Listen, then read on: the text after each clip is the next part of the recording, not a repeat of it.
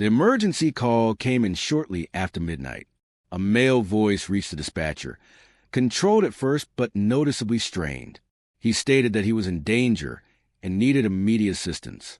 As he attempted to explain his location, he referenced a roadway and surrounding fields, repeatedly correcting himself, as though events around him were shifting faster than he could describe. The dispatcher listened closely, asking clarifying questions and attempting to determine his exact position. As the call continued, the tone changed. The caller's breathing became rapid, and his voice rose in urgency. He made a statement that would later conflict with what investigators would observe at the scene. Within moments, his controlled distress escalated into panic. The dispatcher noted the sudden shift, and then, without warning, the call disconnected. There was no confirmation that help was on the way, no closing exchange, only a brief, alarming sound before the line went silent. That call would later be reviewed repeatedly by investigators, analysts, journalists, and the caller's family. Every pause and inflection was examined. For years, one question remained unanswered. What happened in the moments after the call abruptly ended? The caller was Brandon Lawson, a 26-year-old father of three from San Angelo, Texas. His family described him as deeply devoted to his children, and especially close to his younger brother, Kyle. In the months leading up to the incident, Brandon had been facing personal difficulties. He had recently separated from his partner, was experiencing financial stress, and had been staying with Kyle.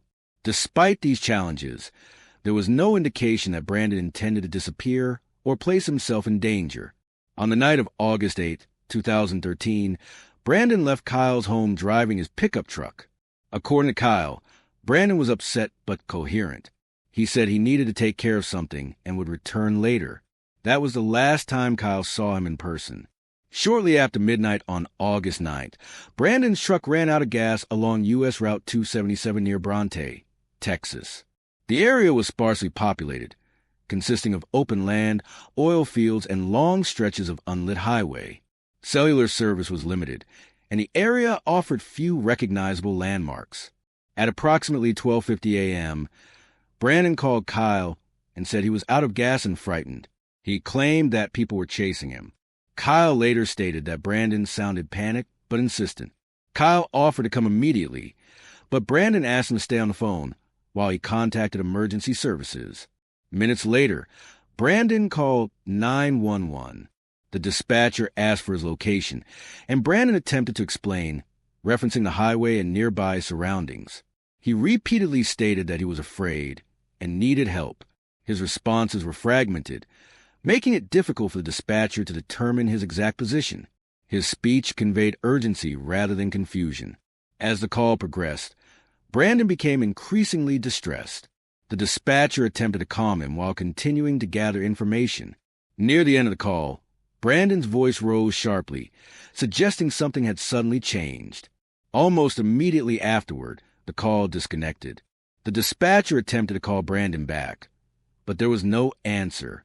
Kyle, who had already begun driving toward the area, arrived along Route 277 and located Brandon's truck parked on the shoulder of the road. The doors were open, the keys were missing, and Brandon was nowhere to be found. Kyle contacted law enforcement immediately. Deputies arrived and conducted an initial search in the dark. They found no signs of a struggle, no visible blood, and no clear trail leading away from a vehicle. Due to limited visibility, uncertain location details, and rural terrain, the initial search was brief. By morning, Brandon Lawson was officially reported missing. In the days that followed, law enforcement and volunteers searched nearby fields, creek beds, and oil sites. Search dogs and aerial resources were deployed. Despite extensive efforts, no physical evidence was found. Brandon's phone, wallet, and clothing were not recovered, and there were no confirmed sightings. Investigators focused heavily on the 911 call. Dispatch records showed that officers were sent to the area, but response times were affected by difficulty determining Brandon's precise location. Dispatcher notes reflected uncertainty regarding what Brandon was saying, with some statements recorded phonetically and others summarized. Early in the investigation, authorities considered the possibility that Brandon had been under the influence of substances and had wandered away from the road, eventually succumbing to the environment. This theory was based largely on Brandon's past struggles rather than physical evidence. Brandon's family strongly objected. They acknowledged his past, but emphasized that no toxicology report existed to support impairment. They argued that the fear expressed in the call was consistent with someone responding to a perceived threat, not simple disorientation. As months passed, the search expanded. National missing persons organizations became involved. Private investigators were consulted, and the case gained widespread attention online. The abrupt ending of the 911 call remained a focal point. Analysts noted a clear escalation in distress just before the line went silent. Whether the call ended due to signal loss or external interruption was never conclusively determined. Several investigative decisions were later questioned. Limited GPS data from Brandon's phone was not fully leveraged in the early hours. Search dogs reportedly followed a scent away from the road before abruptly stopped near a fence line, a result that was never definitively explained. A passing motorist later reported seeing a man matching Brandon's description, but the lead could not be verified. Kyle Lawson continued searching independently, revisiting the area and repeatedly analyzing the 911 call.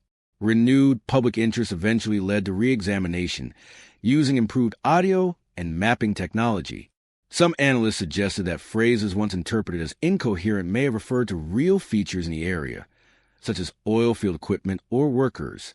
In early 2022, nearly 9 years later, a property owner near Bronte discovered human remains on his land. The location was less than a mile from where Brandon's truck had been found. Dental records confirmed the remains belonged to Brandon Lawson. The discovery answered where Brandon had gone, but not how or why he died. Due to the condition of the remains and the passage of time, no definitive cause of death could be determined. There was no clear evidence of foul play, but none that conclusively ruled it out. The death was classified as accidental. For Brandon's family, the discovery brought both relief and renewed grief. The fear in his voice, the sudden silence, and the unanswered questions surrounding the response that night remain unresolved. The case continues to be cited in discussions about emergency communication limitations, rural search challenges, and the consequences of assumptions during high-stress situations. It stands as a reminder that what happens after a call goes silent can be as critical as what is heard before it ends.